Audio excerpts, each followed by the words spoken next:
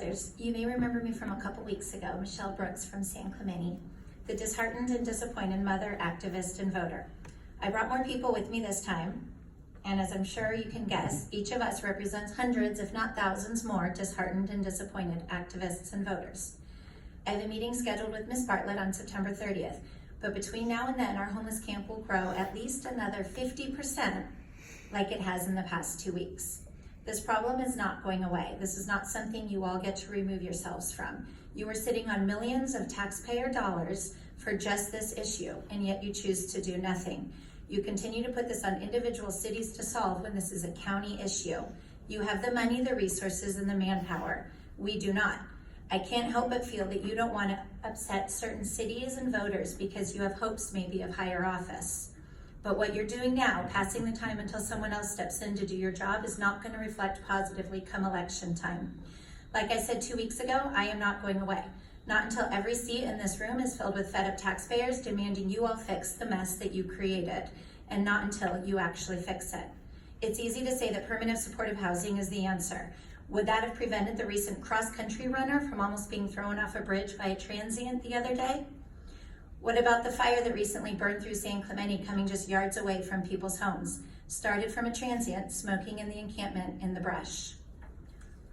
Would it have prevented the 13-day-old baby who was found brutally beaten by his drugged-out father with meth in his tiny system? That's right. No. You want to know why? Because those are not housing issues.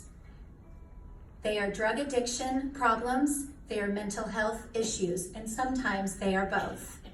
But it is not a matter of having a free, lifelong apartment with no requirements for sobriety or job skills. These people need treatment. It is not safe for them to be on our public sidewalks. Want more proof? I'm going to tell you the story of Jane, name changed for privacy.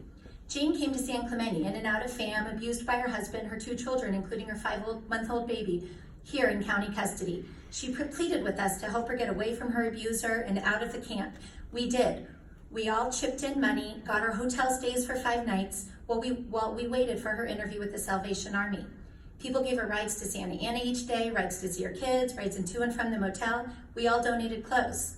The morning of her interview, she decided she doesn't need a program and returned to her abusive husband in the camp. Meanwhile, her children are still up here in county custody. And you're telling me an apartment will fix that? She is choosing drugs. She is choosing abuse. That is mental illness. And do you want to know where she's at right now? She's currently pregnant, still living in our camp with her abusive husband, and now with a broken arm to top it off. So you do the math. What is it going to take? Again, I'm going to remind you of Todd Spitzer's sickening words in closing that started this whole mess. The Orange County Board of Supervisors is going to close the riverbed. All those people presently engaged in criminal activity, drugs, human trafficking, prostitution, whatever, are going to vacate. Again, I ask how you all sleep at night.